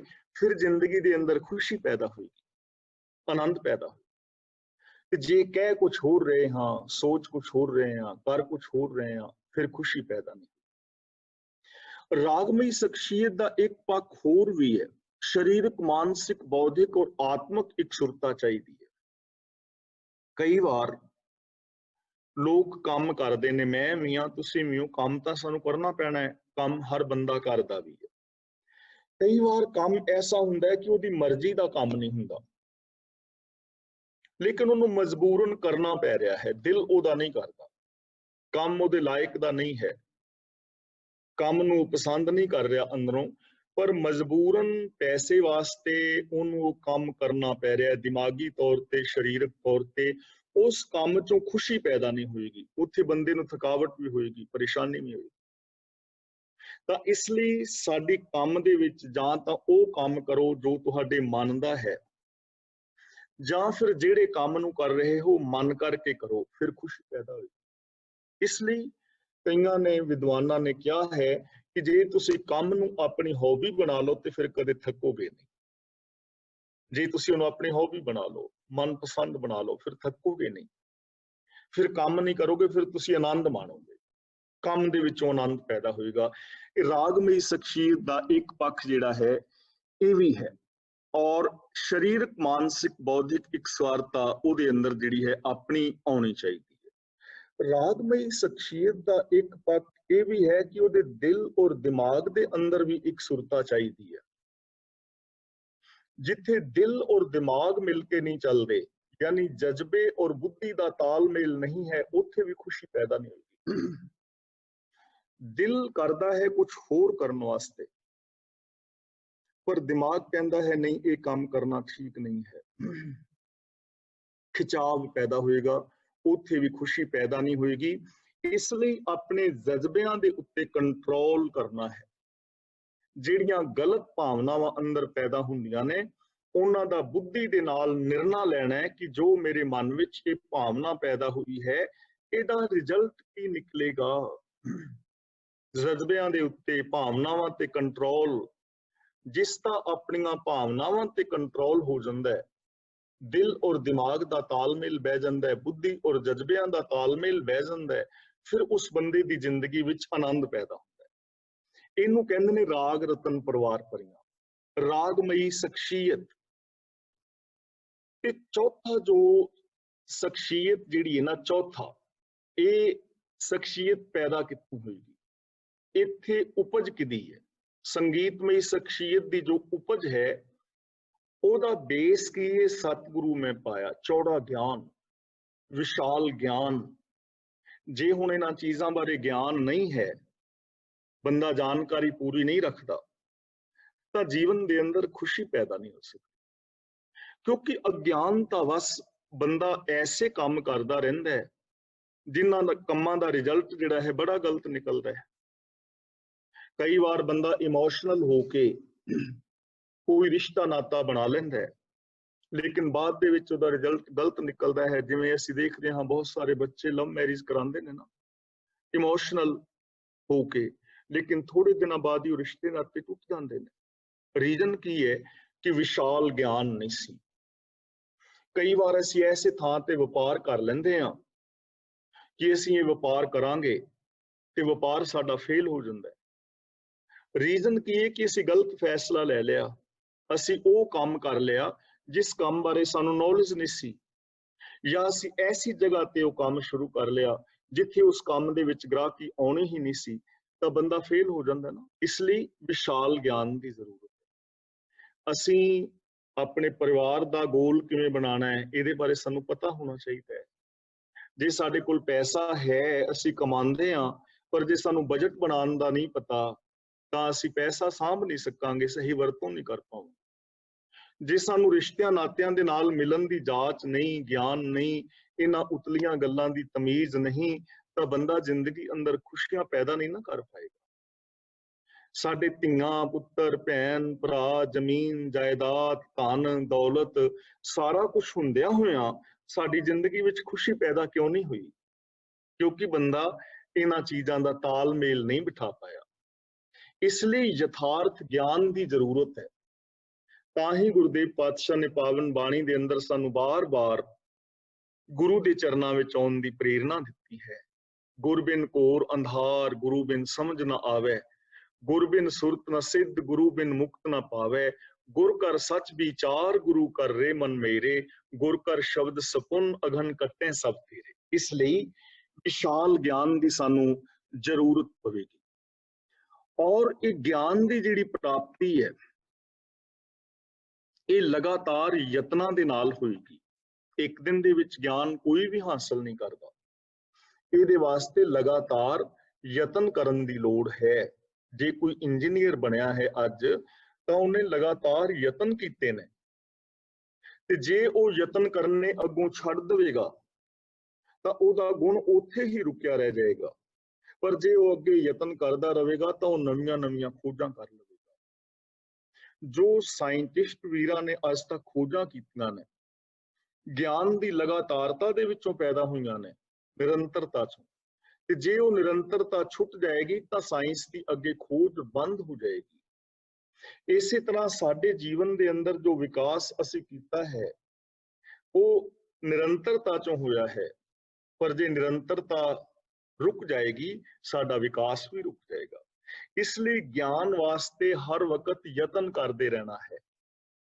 ਗੁਰਬਾਣੀ ਨੂੰ ਜੇ ਅਸੀਂ ਲਵੀਏ ਤਾਂ ਸਾਨੂੰ ਗੁਰਬਾਣੀ ਨੂੰ ਹਰ ਵਕਤ ਸਮਝਣ ਦੀ ਜ਼ਰੂਰਤ ਹੈ। ਚੰਗੀ ਜ਼ਿੰਦਗੀ ਜੀਣੀ ਚਾਹੁੰਦੇ ਹਾਂ ਤਾਂ ਜ਼ਿਆਦਾ ਨਹੀਂ, ਜੇ 5 ਮਿੰਟ ਵੀ ਅਸੀਂ ਰੋਜ਼ ਗੁਰਬਾਣੀ ਦੇ ਇੱਕ ਸ਼ਬਦ ਦਾ ਮੀਨਿੰਗ ਸਮਝਣ ਦੀ ਟਰਾਈ ਕਰੀਏ ਤਾਂ ਸਾਡੇ ਗਿਆਨ ਵਿੱਚ ਕਿੰਨੀ ਵਿਸ਼ਾਲਤਾ ਆਏਗੀ। ਇਸ ਲਈ ਇਹਦੀ ਸਾਨੂੰ ਪ੍ਰਾਪਤੀ ਕਰਨ ਦੀ ਜ਼ਰੂਰਤ ਹੈ। ਤੇ ਗਿਆਨ ਕਿੱਥੋਂ ਮਿਲੇਗਾ? ਗੁਰੂ ਪਾਤਸ਼ਾਹ ਜੀ ਕਹਿੰਦੇ ਨਾ, ਸ਼ਬਦੋ ਤਾਂ ਗਾਵੋ ਹਰੀ ਕੇਰਾ ਮਨ ਜੀ ਨਹੀਂ ਵਸਾਇਆ। ਜਿਨ੍ਹਾਂ ਨੇ ਮਨ ਵਿੱਚ ਵਸਾਇਆ ਹੈ ਉਹਨਾਂ ਦੇ ਨਾਲ ਮਿਲੋ, ਯਾਨੀ ਸਤਸੰਗ ਦੇ ਵਿੱਚੋਂ ਸਾਨੂੰ ਚੀਜ਼ ਮਿਲੇਗੀ। ਇਸ ਲਈ ਸਾਨੂੰ ਗੁਰਦੁਆਰਾ ਸਾਹਿਬ ਜਾਣ ਦੀ ਪ੍ਰੇਰਣਾ ਦਿੱਤੀ ਜਾਂਦੀ ਹੈ ਨਾ। ਗੁਰੂ ਦੁਆਰੇ ਹੋਏ ਸੋਝ ਹੀ ਪਾਏ ਸੀ ਕਿ ਜੇ ਗੁਰੂ ਦੇ ਚਰਨਾਂ ਵਿੱਚ ਜਾਏਗਾ ਤੈਨੂੰ ਸੂਝ ਮਿਲੇਗੀ। ਤੇ ਜੋ ਸਤਸੰਗ ਹੈ ਕੀ ਹੈ, ਅਸੀਂ ਸਤਸੰਗ ਦਾ ਰੂਪ ਬਦਲ ਬੈਠੇ ਹਾਂ, ਇਹ ਇੱਕ ਵੱਖਰਾ ਟੌਪਿਕ ਹੈ। ਪਰ ਗੁਰੂ ਜੀ ਨੇ ਬਚਨ ਕੀਤਾ ਹੈ, ਸਤ ਸੰਗਤ ਸਤਿਗੁਰ ਚਟਸਾਲ ਹੈ, ਜਿਤ ਹਰ ਗੁਣ ਸਿੱਖਾ। ਇਹ ਜੋ ਸਤਸੰਗਤ ਹੈ ਇਹ ਗੁਰੂ ਦੀ ਚਾਟਸ਼ਾਲਾ ਹੈ। ਚਾਟਸ਼ਾਲਾ ਦਾ ਮਤਲਬ ਪਾਠਸ਼ਾਲਾ, ਸਕੂਲ। ਇਹ ਗੁਰੂ ਦਾ ਸਕੂਲ ਹੈ। ਇਥੋਂ ਅਸੀਂ ਕੀ ਸਿੱਖਣਾ ਹੈ? ਜਿਤ ਹਰ ਗੁਣ ਸਿੱਖਾ, ਹਰੀ ਦੇ ਗੁਣ ਸਿੱਖਣੇ ਨੇ। ਉਹ ਗੁਣ ਸਿੱਖਣੇ ਨੇ ਜੋ ਸਾਨੂੰ ਰੱਬ ਵਰਗਾ ਬਣਾ ਦੇਣਗੇ। ਉਹ ਗੁਣ ਸਿੱਖਣੇ ਨੇ ਜੋ ਸਾਨੂੰ ਰੱਬ ਦੇ ਵਿੱਚ ਮਿਲਾ ਦੇਣਗੇ। ਉਹਨਾਂ ਗੁਣਾਂ ਨੂੰ ਅਸਾਂ ਸਿੱਖਣਾ ਹੈ ਤੇ ਇਹ ਚੀਜ਼ਾਂ ਸਾਨੂੰ ਮਿਲਣਗੀਆਂ ਸਤਸੰਗਤ ਦੇ ਵਿੱਚੋਂ। ਇਸ ਲਈ ਮੇਰੇ ਮਾਧੋ ਜੀ, ਸਤਸੰਗਤ ਮਿਲੇ ਸੋ ਤਰਿਆ। ਅਸੀਂ ਸਤਸੰਗ ਕਰਨੀ ਹੈ ਤੇ ਸਤਸੰਗ ਦੇਖੋ ਹਰ ਪਲ ਕਰਨੀ ਹੈ, ਹਰ ਪਲ। ਹੁਣ ਤੁਸੀਂ ਕਹੋਗੇ ਕਿ ਹਰ ਪਲ ਅਸੀਂ ਗੁਰਦੁਆਰਾ ਸਾਹਿਬ ਕਿਵੇਂ ਬੈਠੇ ਰਹੀਏ, ਤਾਂ ਇਹਦਾ ਮਤਲਬ ਇਹ ਨਹੀਂ ਕਿ ਤੁਸੀਂ ਹਰ ਪਲ ਗੁਰਦੁਆਰਾ ਸਾਹਿਬ ਬੈਠੇ ਰਹਿਣਾ ਹੈ ਜਾਂ ਹਰ ਪਲ ਕਲਾਸ ਵਿੱਚ ਹੀ ਬੈਠੇ ਰਹਿਣਾ ਹੈ। ਦੇਖੋ, ਸਤ ਦਾ ਮਤਲਬ ਸਚਾਈ ਤੇ ਸੰਗ ਦਾ ਮਤਲਬ ਸੰਗ। ਸੱਚ ਦੀ ਸੰਗਤ ਕਰਨੀ ਹੈ, ਸੋਚ ਦੇ ਅੰਦਰ ਹਰ ਵਕਤ ਸੱਚ ਹੋਵੇ। ਹੁਣ ਇੱਥੇ ਅਸੀਂ ਕਲਾਸ ਵਿੱਚ ਵੀ ਬੈਠੇ ਹਾਂ ਤੇ ਹੋ ਸਕਦਾ ਹੈ ਮੇਰੇ ਅੰਦਰ ਕੋਈ ਝੂਠ ਬੋਲਣ ਦੀ ਪ੍ਰੇਰਨਾ ਚੱਲ ਰਹੀ ਹੋਵੇ। ਜੇ ਮੇਰੇ ਅੰਦਰ ਝੂਠ ਚੱਲ ਰਿਹਾ ਹੈ ਤਾਂ ਇਸ ਵੇਲੇ ਮੇਰੀ ਸੋਚ ਝੂਠ ਦੀ ਸੰਗਤ ਕਰ ਰਹੀ ਹੈ। ਜੇ ਤੁਹਾਡੇ ਕਿਸੇ ਵੀਰ ਭੈਣ ਦੇ ਅੰਦਰ ਕਿਸੇ ਵਾਸਤੇ ਈਰਖਾ ਦਾ ਵਿਚਾਰ ਚੱਲ ਰਿਹਾ ਹੈ ਤਾਂ ਉਹ ਇਸ ਵੇਲੇ ਸਤਸੰਗ ਨਹੀਂ ਕਰ ਰਿਹਾ, ਉਹ ਈਰਖਾ ਦਾ ਸੰਗ ਕਰ ਰਿਹਾ ਹੈ। ਜੇ ਹੁਣ ਕੋਈ ਕਲਾਸ ਤੇ ਚੱਲਦਿਆਂ ਕਿਸ ਦਾ ਬੱਚਾ ਰੌਲਾ ਪਾ ਰਿਹਾ ਹੈ ਤਾਂ ਆਪਣੀ ਵੀਡੀਓ ਪਾ ਕੇ ਜੇ ਬੱਚਿਆਂ ਨੂੰ ਕੁੱਟਣ ਵਾਸਤੇ ਗਿਆ ਤੇ ਇਹਦਾ ਮਤਲਬ ਕ੍ਰੋਧ ਦੀ ਸੰਗਤ ਕਰ ਰਿਹਾ ਹੈ। ਯਾਨੀ ਸਾਡੀ ਸੁਰਤ ਕਿੱਥੇ ਹੈ? ਸੱਚ ਦੀ ਸੰਗਤ, ਗੁਣਾਂ ਦੀ ਸੰਗਤ ਸੁਰਤ ਦੇ ਨਾਲ ਕਰਨੀ ਹੈ। ਇਹ ਇਥੋਂ ਸਾਨੂੰ ਇਹ ਚੀਜ਼ਾਂ ਮਿਲਣਗੀਆਂ। ਔਰ ਇਹ ਜਿਹੜੀ ਖੁਸ਼ੀ ਦਾ ਜਿਹੜਾ ਆਧਾਰ ਹੈ, ਇਸ ਗਿਆਨ ਦੀ ਪ੍ਰਾਪਤੀ ਲਗਾਤਾਰਤਾ ਦੇ ਵਿੱਚੋਂ ਹੋਏਗੀ। ਇਸ ਲਈ ਜੋ ਗਿਆਨ ਔਰ ਸਿਆਣਪ ਹੈ ਨਾ, ਇਹ ਸਾਡੇ ਜੀਵਨ ਦੇ ਤਜਰਬੇ ਦਾ ਨਿਚੋੜ ਹੁੰਦਾ ਹੈ। ਜੋ ਗਿਆਨ ਹੈ ਇਹ ਸਾਡੇ ਜੀਵਨ ਦੇ ਤਜਰਬੇ ਦਾ ਨਿਚੋੜ ਹੁੰਦਾ ਹੈ। ਅਸੀਂ ਆਪਣੇ ਤਜਰਬੇ ਦੇ ਵਿੱਚੋਂ ਬਹੁਤ ਕੁਝ ਸਿੱਖਦੇ ਹਾਂ। ਔਰ ਜੋ ਸਾਡਾ ਤਜਰਬਾ ਹੈ ਨਾ, ਅਸੀਂ ਕਹਿੰਦੇ ਹਾਂ ਕਿ ਮੇਰਾ ਇਹ ਤਜਰਬਾ ਹੈ, ਮੇਰਾ ਆਪਣੀ ਜ਼ਿੰਦਗੀ ਦਾ ਤਜਰਬਾ ਹੈ, ਮੈਂ ਆਪਣੇ ਜੀਵਨ ਦੇ ਤਜਰਬੇ ਚੋਂ ਕਹਿ ਰਿਹਾ। ਇਹਦਾ ਮਤਲਬ ਦੋ ਤਿੰਨ ਗੱਲਾਂ ਨੇ। ਕੁਛ ਤੇ ਮੈਂ ਆਪਣੀਆਂ ਗਲਤੀਆਂ ਤੋਂ ਸਿੱਖਿਆ ਕਿ ਮੈਂ ਇਹ ਗਲਤੀਆਂ ਕੀਤੀਆਂ ਸਨ, ਉਹਦਾ ਰਿਜ਼ਲਟ ਇਹ ਨਿਕਲਿਆ ਸੀ। ਜੇ ਤੁਸੀਂ ਇਹ ਗਲਤੀਆਂ ਕਰੋਗੇ ਤੁਹਾਡੇ ਜੀਵਨ ਦਾ ਰਿਜ਼ਲਟ ਵੀ ਨਿਕਲੇਗਾ। ਅਸੀਂ ਆਪਣੇ ਬੱਚਿਆਂ ਨੂੰ ਗਾਈਡੈਂਸ ਦੇ ਸਕਦੇ ਹਾਂ ਕਿ ਬੱਚਿਓ, ਤੁਹਾਡੇ ਕੋਲ ਨੌਲੇਜ ਹੈ, ਪਰ ਮੇਰੀ ਆਪਣੀ ਜ਼ਿੰਦਗੀ ਦਾ ਤਜਰਬਾ ਹੈ, ਮੈਂ ਇਹ ਗਲਤੀਆਂ ਕੀਤੀਆਂ ਸੀ, ਉਹਨਾਂ ਗਲਤੀਆਂ ਦਾ ਰਿਜ਼ਲਟ ਇਹ ਨਿਕਲਿਆ। ਜੇ ਤੁਸੀਂ ਇਹ ਗਲਤੀਆਂ ਕਰੋਗੇ ਤੁਹਾਡਾ ਵੀ ਰਿਜ਼ਲਟ ਇਹ ਨਿਕਲੇਗਾ। ਪਹਿਲੀ ਗੱਲ, ਆਪਣੀਆਂ ਗਲਤੀਆਂ ਤੋਂ ਬੰਦਾ ਸਿੱਖਦਾ। ਦੂਜੀ ਗੱਲ, ਦੂਜਿਆਂ ਦੀਆਂ ਗਲਤੀਆਂ ਤੋਂ ਵੀ ਬੰਦਾ ਸਿੱਖਦਾ ਹੈ ਕਿ ਉਹ ਫਲਾਂ ਬੰਦਾ ਸ਼ਰਾਬ ਰੋਜ਼ ਪੀਂਦਾ ਸੀ ਤੇ ਉਹਦੀਆਂ ਕਿਡਨੀਆਂ ਖਰਾਬ ਹੋ ਗਈਆਂ ਤੇ ਮੇਰੀਆਂ ਵੀ ਹੋਣਗੀਆਂ। ਦੂਜਿਆਂ ਦੀਆਂ ਗਲਤੀਆਂ ਤੋਂ ਵੀ ਸਿੱਖਦਾ। ਤੀਜੀ ਗੱਲ ਹੈ ਕਿ ਆਪਣੇ ਗੁਣਾਂ ਤੋਂ ਸਿੱਖਦਾ। ਜੋ ਕੋਈ ਆਪਣੇ ਕੋਲ ਗੁਣ ਸੀ ਤੇ ਅਸੀਂ ਕਹਿ ਦਿੰਦੇ ਹਾਂ ਕਿ ਇਹ ਮੇਰਾ ਤਜਰਬਾ ਹੈ ਕਿ ਮੈਂ ਇਹ ਕੰਮ ਕੀਤਾ ਸੀ ਤੇ ਇਹਦੇ ਵਿੱਚੋਂ ਸ਼ੁਭ ਚੀਜ਼ ਮਿਲੀ ਸੀ। ਦੂਜਿਆਂ ਦੇ ਗੁਣਾਂ ਤੋਂ ਵੀ ਸਿੱਖਦਾ ਹੈ ਕਿ ਫਲਾਂ ਬੰਦਾ ਦੇਖੋ ਆਪਣੇ ਘਰ ਦੇ ਵਿੱਚ ਇੰਨੇ ਪਿਆਰ ਨਾਲ ਰਹਿੰਦੇ ਨੇ, ਉਹਦਾ ਰਿਜ਼ਲਟ ਇਹ ਹੈ ਕਿ ਉਹਨਾਂ ਦੇ ਜੀਵਨ ਵਿੱਚ ਖੁਸ਼ੀ ਹੈ। ਤਾਂ ਇਹ ਸਾਰਾ ਜਿਹੜਾ ਗਿਆਨ ਹੈ ਇਹ ਸਾਡੇ ਤਜਰਬੇ ਦਾ ਸਾਰ ਹੁੰਦਾ ਹੈ, ਤਜਰਬੇ ਦੇ ਵਿੱਚੋਂ ਇਹ ਪੈਦਾ ਹੁੰਦਾ ਹੈ। ਗੁਰੂ ਅਰਜਨ ਪਾਤਸ਼ਾਹ ਜੀ ਆਪਣਾ ਤਜਰਬਾ ਦੱਸਦੇ ਨੇ, ਕਹਿੰਦੇ ਨੇ ਜੈਸਾ ਸਤਿਗੁਰੂ ਸੁਣੀਦਾ ਤੈਸੋ ਹੀ ਮੈਂ ਡੀਠ। ਗੁਰੂ ਜੀ ਕਹਿੰਦੇ ਨੇ ਮੈਂ ਸੁਣਦਾ ਹੁੰਦਾ ਸੀ, ਗੁਰੂ ਬਾਰੇ ਸੁਣਦਾ ਸੀ, ਮੇਰਾ ਤਜਰਬਾ ਨਹੀਂ ਸੀ, ਪਹਿਲਾਂ ਸੁਣਦਾ ਸੀ ਤੇ ਫਿਰ ਮੈਂ ਗੁਰੂ ਦੇ ਚਰਨਾਂ ਦੀ ਸ਼ਰਨ ਵਿੱਚ ਗਿਆ, ਗੁਰੂ ਦੇ ਗਿਆਨ ਮੁਤਾਬਕ ਜ਼ਿੰਦਗੀ ਜੀਵੀ ਤੇ ਵਾਸਤਵ ਦੇ ਅੰਦਰ ਹੀ ਗੁਰੂ ਉਸੇ ਤਰ੍ਹਾਂ ਦਾ ਅੱਜ ਮੈਂ ਆਪਣੇ ਤਜਰਬੇ ਚੋਂ ਕਹਿ ਰਿਹਾ, ਮੈਂ ਵੇਖ ਲਿਆ ਹੈ, ਪਰਖ ਲਿਆ ਹੈ, ਅਜਮਾ ਲਿਆ ਹੈ, ਪ੍ਰੈਕਟੀਕਲੀ ਕਰਕੇ ਦੇਖ ਲਿਆ। ਜੈਸਾ ਸਤਿਗੁਰ ਸੁਣੀਦਾ ਤੈਸੋ ਹੀ ਮੈਂ ਡੀਠ, ਮੈਂ ਵੇਖ ਲਿਆ ਗੁਰੂ ਉਸੇ ਤਰ੍ਹਾਂ ਦਾ ਹੈ।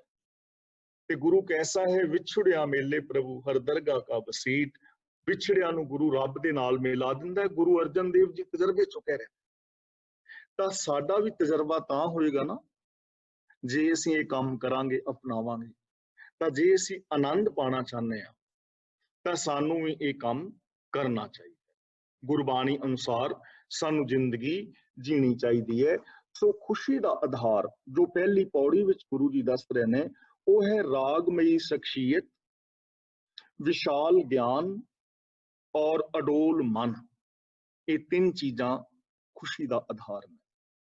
यानी रागमयी शख्सियत और दूजे नंबर ते विशाल ज्ञान और अडोल मन।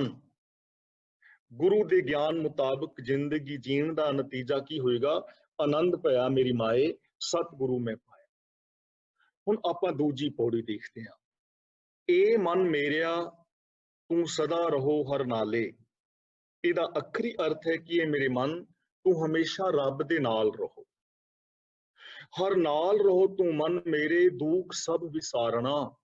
ए मेरी मना तू रब दे नाल रहो, रब दी शरण विच रहो, क्योंकि फिर तेरे सारे दुख रब दूर कर देगा।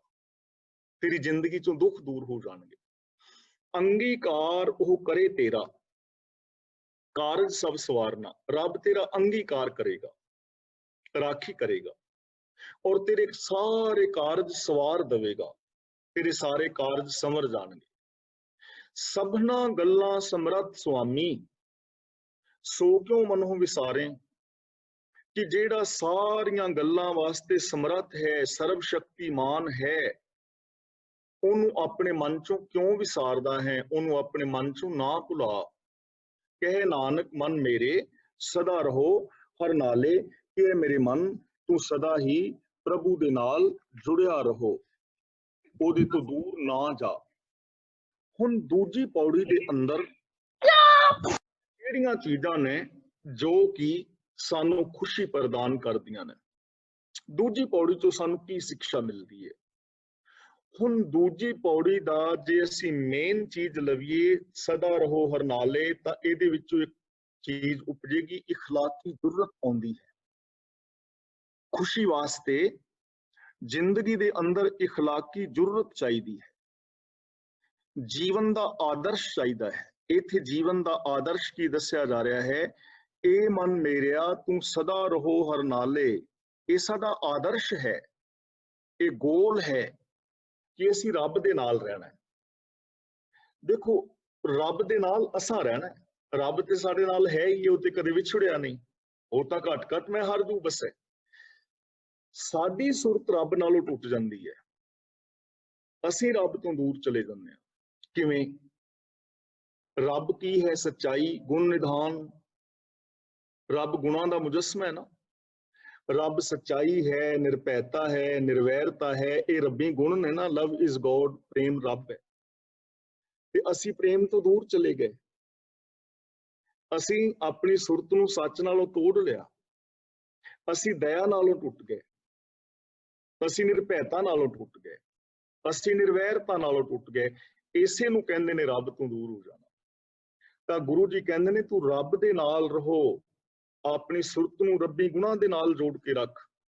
ਇਹ ਮਨ ਮੇਰਿਆ ਤੂੰ ਸਦਾ ਰਹੋ ਹਰ ਨਾਲੇ, ਰੱਬ ਦੇ ਨਾਲ ਰਹੋ, ਇਹ ਤੇਰਾ ਆਦਰਸ਼ ਹੈ, ਤੇਰਾ ਗੋਲ ਹੈ। ਰੱਬੀ ਗੁਣਾਂ ਦੇ ਨਾਲ ਜੁੜ ਕੇ ਜਿਹੜਾ ਰਹੇਗਾ ਉਹਦੀ ਜ਼ਿੰਦਗੀ ਵਿੱਚ ਆਨੰਦ ਪੈਦਾ ਹੋਏਗਾ ਔਰ ਗਾਰੰਟਡ ਹੋਏਗਾ। ਔਰ ਇਹ ਬਿਲਕੁਲ ਇੱਕ ਮਨੋਵਿਗਿਆਨਿਕ ਤੱਥ ਹੈ, ਮਨੋਵਿਗਿਆਨਿਕ ਸੱਚਾਈ ਹੈ, ਬ੍ਰਹਿਮੰਡੀ ਸੱਚ ਹੈ। ਜਿਹੜਾ ਰੱਬੀ ਗੁਣਾਂ ਦੇ ਨਾਲ ਆਪਣੀ ਸੁਰਤ ਨੂੰ ਜੋੜ ਕੇ ਰੱਖੇਗਾ ਉਹਦੀ ਜ਼ਿੰਦਗੀ ਦੇ ਅੰਦਰ ਖੁਸ਼ੀ ਪੈਦਾ ਹੋਏਗੀ, ਇਖਲਾਕੀ ਜੁਰਤ ਪੈਦਾ ਹੋਏਗੀ। ਆਤਮਕ ਖੁਸ਼ੀ ਦੇ ਆਦਰਸ਼ ਨੂੰ ਸਮਝਣ ਤੇ ਆਧਾਰਿਤ ਹੈ ਆਤਮਕ ਖੁਸ਼ੀ ਦੀ ਪ੍ਰਾਪਤੀ। ਆਤਮਕ ਖੁਸ਼ੀ ਜਿਹੜੀ ਹੈ ਉਹ ਜੀਵਨ ਦੇ ਆਦਰਸ਼ ਨੂੰ ਸਮਝਣ ਤੇ ਆਧਾਰਿਤ ਹੈ ਕਿ ਸਾਡੇ ਜੀਵਨ ਦਾ ਆਦਰਸ਼ ਕੀ ਹੈ, ਗੋਲ ਕੀ ਹੈ। ਉਹਦੇ ਉੱਤੇ ਬੇਸ ਹੈਗਾ ਆਨੰਦ ਦਾ, ਖੁਸ਼ੀ ਦਾ। ਹੁਣ ਜੇ ਸਾਡੇ ਜੀਵਨ ਦਾ ਗੋਲ ਹੈ ਸਿਰਫ ਪੈਸਾ, ਤਾਂ ਪੈਸਾ ਸਾਨੂੰ ਮਿਲ ਜਾਏਗਾ, ਖੁਸ਼ੀ ਤਾਂ ਨਹੀਂ ਮਿਲੇਗੀ, ਕਿਉਂ? ਖੁਸ਼ੀ ਸਾਡਾ ਆਧਾਰ ਹੀ ਨਹੀਂ ਹੈ ਨਾ। ਫਿਰ ਕੇਵਲ ਪੈਸੇ ਵਾਸਤੇ ਤੇ ਅਸੀਂ ਠੱਗੀ ਵੀ ਮਾਰ ਸਕਦੇ ਹਾਂ, ਬੈਂਕ ਡਾਕਾ ਵੀ ਕਰ ਸਕਦੇ ਹਾਂ, ਚੋਰੀਆਂ ਵੀ ਕਰ ਸਕਦੇ ਹਾਂ, ਪਰ ਉਹਦੇ ਤੋਂ ਖੁਸ਼ੀ ਨਾ ਪੈਦਾ ਹੋਣੀ। ਇਖਲਾਕੀ ਜ਼ਰੂਰਤ, ਆਦਰਸ਼, ਉੱਚਾ ਆਦਰਸ਼। ਤੇ ਉਹਦੇ ਵਾਸਤੇ ਫਿਰ ਜਦੋਂ ਆਦਰਸ਼ ਬਣੇਗਾ ਉੱਚਾ, ਰੱਬ ਸਾਡੇ ਅੰਗ ਸੰਗ ਹੋਏਗਾ। ਤਾਂ ਅੰਗ ਸੰਗ ਦਾ ਮਤਲਬ ਕੀ ਹੈ? ਇਹ ਚੀਜ਼ਾਂ ਸਿੰਪਲ ਸਮਝਣ ਵਾਲੀਆਂ ਨੇ। ਰੱਬ ਜਾਂ ਗੁਰੂ ਸਾਡੇ ਅੰਗ ਸੰਗ ਹੈ, ਗੁਰ ਮੇਰੇ ਸੰਗ ਸਦਾ ਹੈ ਨਾਲੇ। ਰੱਬ ਅੰਗ ਸੰਗ ਹੈ, ਪਰ ਅਸੀਂ ਸਮਝਦੇ ਨਹੀਂ। ਹੁਣ ਦੇਖੋ, ਅੰਗ, ਅੱਖ ਮੇਰਾ ਅੰਗ ਹੈ, ਪਾਰਟ ਆਫ ਬਾਡੀ। ਅੱਖ ਅੰਗ ਹੈ, ਤੇ ਜੇ ਮੇਰੀ ਅੱਖ ਦੇ ਸੰਗ ਰੱਬ ਹੋਵੇ ਤਾਂ ਫਿਰ ਮੇਰੀ ਨਜ਼ਰ ਕਿਵੇਂ ਦੀ ਹੋਏਗੀ? ਫਿਰ ਕੀ ਮੈਂ ਕਿਸੇ ਧੀ ਭੈਣ ਵੱਲ ਮਾੜਾ ਤੱਕਾਂਗਾ? ਕਿਸੇ ਨਾਲ ਮੈਂ ਵੈਰ ਵਾਲੀ ਦ੍ਰਿਸ਼ਟੀ ਨਾਲ, ਹੰਕਾਰ ਵਾਲੀ ਦ੍ਰਿਸ਼ਟੀ ਨਾਲ ਤੱਕਾਂਗਾ? ਫਿਰ ਮੇਰੀ ਨਜ਼ਰ ਰੱਬ ਵਰਗੀ ਹੋ ਜਾਏਗੀ ਨਾ, ਕਿਉਂਕਿ ਅੰਗ ਸੰਗ। ਕੰਨ ਮੇਰਾ ਅੰਗ ਹੈ, ਤੇ ਕੰਨ ਦੇ ਸੰਗ ਰੱਬ ਹੋਵੇ, ਅੰਗ ਸੰਗ, ਤੇ ਰੱਬ ਕੀ ਫਿਲਮੀ ਗੀਤ ਸੁਣੇਗਾ? ਝੂਠ ਬੋਲੇ ਕਊਆ ਕਾਟੇ ਰੱਬ ਸੁਣੇਗਾ? ਰੱਬ ਚੁਗਲੀਆਂ ਸੁਣੇਗਾ ਵੀ ਆਓ ਮੇਰੇ ਕੋਲ ਬਹਿ ਕੇ ਤੇ ਬੁਰਾਈਆਂ ਕਰੋ? ਜੇ ਤੁਹਾਡੇ ਕੰਨ ਦੇ ਨਾਲ ਗੁਰੂ ਹੈ ਤੇ ਕੀ ਗੁਰੂ ਨਾਨਕ ਦੇਵ ਜੀ ਕੀ ਸੁਣਨਗੇ? ਕੀ ਸੁਣਨਾ? ਇਸ ਲਈ ਰੱਬ ਵਰਗੀ ਸਰੋਤ ਹੋ ਜਾਏਗੀ। ਜ਼ਬਾਨ ਮੇਰਾ ਅੰਗ ਹੈ, ਤੇ ਜੇ ਇਹਦੇ ਸੰਗ ਰੱਬ ਹੋਵੇ ਤੇ ਰੱਬ ਫਿਰ ਕਿਵੇਂ ਦੀ ਬੋਲੀ ਬੋਲਦਾ? ਜਿਵੇਂ ਦੀ ਅਸੀਂ ਆਪਣੀਆਂ ਨੂੰਹਾਂ ਨੂੰ ਬੋਲਦੇ ਹਾਂ, ਜਾਂ ਜਿਵੇਂ ਸਾਡੀਆਂ ਨੂੰਹਾਂ ਧੀਆਂ ਸਾਨੂੰ ਬੋਲਦੀਆਂ ਨੇ, ਜਾਂ ਅਸੀਂ ਗੁਆਂਢੀਆਂ ਵਾਸਤੇ ਬੋਲਦੇ ਹਾਂ, ਜਾਂ ਗੁਆਂਢੀ ਸਾਡੇ ਵਾਸਤੇ ਬੋਲਦੇ ਨੇ, ਰੱਬ ਐਵੇਂ ਬੋਲੇਗਾ? ਨਹੀਂ ਨਾ। ਅੰਗ ਸੰਗ ਦਾ ਮਤਲਬ ਕਿ ਜ਼ਬਾਨ ਦੇ ਨਾਲ ਰੱਬ ਹੋਵੇ, ਤੁਹਾਡੀ ਜ਼ਬਾਨ ਦੇ ਬੋਲ ਰੱਬ ਵਰਗੇ ਹੋਣ। ਹੱਥਾਂ ਦੇ ਨਾਲ ਰੱਬ ਹੋਵੇ ਤਾਂ ਫਿਰ ਰੱਬ ਦੇ ਹੱਥ ਸ਼ਰਾਬ ਪੀਣਗੇ? ਰੱਬ ਦੇ ਹੱਥ ਕੀ ਕਰਨਗੇ? ਕਿਸ ਦਾ ਹੱਕ ਖਾਣਗੇ? ਰਿਸ਼ਵਤ ਲੈਣਗੇ? ਨਹੀਂ ਨਾ। ਇਹਨੂੰ ਕਹਿੰਦੇ ਨੇ ਅੰਗ ਸੰਗ। ਮਨ ਵਿੱਚ ਰੱਬ ਹੋਵੇ ਤੇ ਰੱਬ ਦੀ ਸੋਚ ਕੈਸੀ ਹੋਏਗੀ? ਇਹਨੂੰ ਕਹਿੰਦੇ ਨੇ ਇਹ ਮਨ ਮੇਰਿਆ ਤੂੰ ਸਦਾ ਰਹੋ ਹਰ ਨਾਲੇ। ਦੱਸੋ, ਜੇਕਰ ਐਸਾ ਅਸੀਂ ਸੋਚੀਏ ਤੇ ਖੁਸ਼ੀ ਪੈਦਾ ਹੋਏਗੀ ਕਿ ਨਹੀਂ? ਹੋ ਜਾਏਗੀ ਨਾ ਭੈਣੋ, ਤਾਂ ਹੀ ਹੋਏਗੀ। ਅੰਗੀਕਾਰ ਉਹ ਕਰੇ ਤੇਰਾ, ਅਗਲਾ ਬਚਨ ਹੈ, ਹਰ ਨਾਲ ਰਹੋ ਤੂੰ ਮਨ ਮੇਰੇ, ਦੁੱਖ ਸਭ ਵਿਸਾਰ। ਤੇਰੇ ਸਾਰੇ ਦੁੱਖ ਦੂਰ ਹੋ ਜਾਣ, ਸਾਰੇ ਦੁੱਖ। ਜਦੋਂ ਹੁਣ ਮਨ ਦੇ ਅੰਦਰ ਕੋਈ ਵਿਕਾਰ ਨਹੀਂ, ਪਾਪ ਨਹੀਂ, ਅਪਰਾਧ ਨਹੀਂ, ਸ਼ੁਭ ਗੁਣ ਨੇ, ਤੇ ਸਾਰੇ ਦੁੱਖ ਦੂਰ ਹੋ ਜਾਣ। ਅੰਗੀਕਾਰ ਉਹ ਕਰੇ ਤੇਰਾ। ਅੰਗੀਕਾਰ ਦੇ ਦੋ ਅਰਥ ਨੇ। ਅਸੀਂ ਕਹਿੰਦੇ ਨੇ ਕਿ ਗੁਰੂ ਜੀ ਅੰਗੀਕਾਰ ਕਰੋ, ਤਾਂ ਅੰਗੀਕਾਰ ਦਾ ਮਤਲਬ ਸਵੀਕਾਰ ਕਰੋ। ਉਹ ਤੁਹਾਨੂੰ ਸਵੀਕਾਰ ਕਰ ਲਵੇਗਾ, ਆਪਣਾ ਬਣਾ ਲਵੇਗਾ। ਤੇ ਦੂਜਾ ਅੰਗੀਕਾਰ ਦਾ ਮਤਲਬ ਹੁੰਦਾ ਹੈ ਰਾਖੀ ਕਰੇਗਾ। ਉਹ ਫਿਰ ਤੁਹਾਡੀ ਰਾਖੀ ਕਰੇਗਾ। ਜਦੋਂ ਰੱਬ ਦੇ ਹੋ ਜਾਓਗੇ ਤੇ ਰਾਖੀ ਕਰਨੀ ਰੱਬ ਦੀ ਜ਼ਿੰਮੇਵਾਰੀ ਹੈ। ਸਿੰਘ ਸ਼ਰਨ ਕਤ ਜਾਈਐ ਜੋ ਜੰਬੂ ਗ੍ਰਾਸੈ।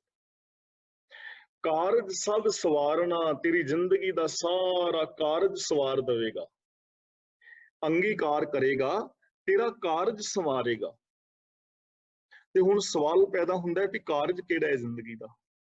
ਕਾਰਜ ਦਾ ਮਤਲਬ ਗੋਲ, ਕਾਰਜ ਦਾ ਮਤਲਬ ਆਦਰਸ਼ ਸਾਡਾ, ਉਹ ਸੰਵਰੇਗਾ। ਤੇ ਆਦਰਸ਼ ਇਸ ਪੌੜੀ ਵਿੱਚ ਕੀ ਦੱਸਿਆ ਹੈ? ਇਹ ਮਨ ਮੇਰਿਆ ਤੂੰ ਸਦਾ ਰਹੋ ਹਰ ਨਾਲੇ, ਇਹ ਸਾਡਾ ਆਦਰਸ਼ ਹੈ, ਇਹ ਸਾਡਾ ਗੋਲ ਹੈ। ਫਿਰ ਤੁਸੀਂ ਇਸ ਗੋਲ ਤੇ ਪਹੁੰਚ ਜਾਓਗੇ, ਫਿਰ ਆਨੰਦ ਭਇਆ ਮੇਰੀ ਮਾਏ, ਫਿਰ ਉਸ ਗੋਲ ਤੇ ਪਹੁੰਚ ਜਾਓਗੇ। ਸਭਨਾ ਗੱਲਾਂ ਸਮਰੱਥ ਸੁਆਮੀ, ਗੁਰੂ ਜੀ ਕਹਿੰਦੇ ਨੇ ਇਹ ਮਨਾ ਉਹ ਤੇ ਸਾਰੀਆਂ ਗੱਲਾਂ ਦੇ ਸਮਰੱਥ ਹੈ। ਹੁਣ ਦੱਸੋ ਕੋਈ ਐਸਾ ਕੰਮ ਹੈ ਜਿਹੜਾ ਰੱਬ ਨਹੀਂ ਕਰ ਸਕਦਾ? ਰੱਬ ਚਾਹੇ ਸਾਨੂੰ ਖੁਸ਼ੀ ਨਹੀਂ ਦੇ ਸਕਦਾ, ਸਾਨੂੰ ਸਫਲ ਨਹੀਂ ਕਰ ਸਕਦਾ, ਤਾਂ ਖਿਨਮੈ ਰਾਉ ਰੰਗ ਕੋ ਕਰੇ। ਸਭਨਾ ਗੱਲਾਂ ਸਮਰੱਥ ਸੁਆਮੀ, ਸੋ ਕਿਉਂ ਮਨਹੁ ਵਿਸਾਰੇ। ਉਹਨੂੰ ਆਪਣੇ ਮਨ ਚੋਂ ਕਿਉਂ ਵਿਸਾਰਦਾ, ਉਹਨੂੰ ਨਾ ਭੁਲਾ। ਤੇ ਉਹ ਸਭਨਾ ਗੱਲਾਂ ਸਮਰੱਥ ਸੁਆਮੀ ਕਿੱਥੇ ਹੈ? ਕਿੱਥੇ ਰਹਿੰਦਾ ਜੀ ਉਹ? ਸਾਡੇ ਅੰਦਰ ਨਾ, ਮਨ ਤੋਂ ਜੋਤ ਸਰੂਪ ਹੈ। ਤਾਂ ਇਹਦਾ ਮਤਲਬ ਤੁਸੀਂ, ਤੁਹਾਡਾ ਆਪਣਾ ਆਪਾ ਸਭਨਾ ਗੱਲਾਂ ਸਮਰੱਥ ਹੈ ਨਾ, ਕਿਉਂਕਿ ਸਮਰੱਥ ਰੱਬ ਅੰਦਰ ਬੈਠਾ ਹੈ। ਤੇ ਜੇ ਅਸੀਂ ਕਹੀਏ ਨਹੀਂ ਜੀ ਸਾਡੇ ਤੋਂ ਤਾਂ ਨਹੀਂ ਹੋ ਸਕਦਾ, ਇਹਦਾ ਮਤਲਬ ਰੱਬ ਤੋਂ ਨਹੀਂ ਹੋ ਸਕਦਾ ਨਾ, ਸਾਨੂੰ ਰੱਬ ਤੇ ਵਿਸ਼ਵਾਸ ਨਹੀਂ ਹੈ। ਕਿੱਡੀ ਵੱਡੀ ਦੇਖੋ ਸਾਡੇ ਅੰਦਰ ਵਿਲ ਪਾਵਰ ਪੈਦਾ ਕੀਤੀ ਜਾ ਰਹੀ, ਕਿੱਡਾ ਵੱਡਾ ਜ਼ਿੰਮੇਵਾਰ ਸਾਨੂੰ ਬਣਾਇਆ ਜਾ ਰਿਹਾ ਹੈ। ਇਹ ਜ਼ਿੰਮੇਵਾਰੀ ਹੈ ਤੁਹਾਡੀ, ਇਹ ਜ਼ਿੰਮੇਵਾਰੀ ਹੈ ਮੇਰੀ ਕਿ ਮੈਂ ਆਪਣੀ ਜ਼ਿੰਦਗੀ ਵਿੱਚ ਸੁੱਖ ਪੈਦਾ ਕਰਾਂ। ਪਰ ਯਾਦ ਰੱਖਣਾ, ਜੋ ਇਖਲਾਕੀ ਜ਼ਰੂਰਤ ਹੈ, ਜੋ ਆਦਰਸ਼ਕ ਜ਼ਿੰਦਗੀ ਹੈ, ਉਹਦੇ ਅੰਦਰ ਆਰਥਿਕ ਪ੍ਰੋਬਲਮ ਸਹਾਰਨੀ ਪੈ ਸਕਦੀ ਹੈ। ਤਿਆਗ ਤੇ ਕਰਨਾ ਪਵੇਗਾ ਨਾ। ਜੇ ਕੋਈ ਬੰਦਾ ਚਾਹੇ ਕਿ 10 ਨਵਾਂ ਦੀ ਕਿਰਤ ਕਮਾਈ ਕਰਕੇ ਤੇ 2 ਨੰਬਰ ਦੇ ਧੰਦਿਆਂ ਵਾਲਿਆਂ ਜਿੰਨਾ ਮੇਰੇ ਕੋਲ ਪੈਸਾ ਹੋਏ, ਤੇ ਉਹ ਤਾਂ ਨਹੀਂ ਹੋਏਗਾ ਨਾ, ਪਾਪਾਂ ਬਾਝੋਂ ਹੋਵੇ ਨਾ ਹੀ। ਆਰਥਿਕ ਮੰਦੀ ਸਹਾਰਨੀ ਪੈ ਸਕਦੀ ਹੈ। ਜਿਹੜਾ ਜੁਰਤ ਵਾਲਾ ਇਨਸਾਨ ਹੈ, ਇਖਲਾਕੀ ਜੁਰਤ ਜਿਸ ਦੇ ਅੰਦਰ ਹੈ, ਜਿਸ ਦੀ ਰਾਗਮਈ ਸ਼ਖਸੀਅਤ ਹੈ, ਉਹਨੂੰ ਦੁਨਿਆਵੀ ਕਸ਼ਟ ਸਹਾਰਨੇ ਪੈ ਸਕਦੇ ਨੇ। ਤੱਤੀ ਤਵੀ ਤੇ ਬਹਿਣਾ ਪੈ ਸਕਦਾ ਹੈ, ਦੇਗ ਵਿੱਚ ਉਬਲਣਾ ਪੈ ਸਕਦਾ ਹੈ, ਪਾਰੇ ਨਾਲ ਚਿਰਨਾ ਪੈ ਸਕਦਾ ਹੈ। ਤੇ ਅਸੀਂ ਤੇ ਸਮਝਦੇ ਹਾਂ ਵੀ ਜਪਜੀ ਸਾਹਿਬ ਪੜ੍ਹੀਏ ਤੇ ਠੱਗੀਆਂ ਠੁੱਗੀਆਂ ਮਾਰਦੇ ਜਾਈਏ ਤੇ ਸਾਨੂੰ ਕੋਈ ਤਕਲੀਫ ਨਾ ਹੋਵੇ। ਇਹ ਖੁਸ਼ੀ ਦਾ ਸਾਧਨ ਨਹੀਂ। ਰਾਗਮਈ ਸ਼ਖਸੀਅਤ, ਹਾਰਮੋਨੀਅਸ ਪਰਸਨੈਲਿਟੀ, ਸੱਚ ਦੇ ਉੱਤੇ ਤੁਰਨ ਵਾਸਤੇ ਤੁਹਾਨੂੰ ਕੁਛ ਤਿਆਗ ਕਰਨਾ ਪੈ ਸਕਦਾ ਹੈ। ਲੇਕਿਨ ਇਹ ਸਾਰਾ ਕੁਝ ਹੋ ਸਕਦਾ ਹੈ। ਸਭਨਾ ਗੱਲਾਂ ਸਮਰੱਥ ਸੁਆਮੀ, ਸੋ ਕਿਉਂ ਮਨਹੁ ਵਿਸਾਰੇ। ਇਸ ਲਈ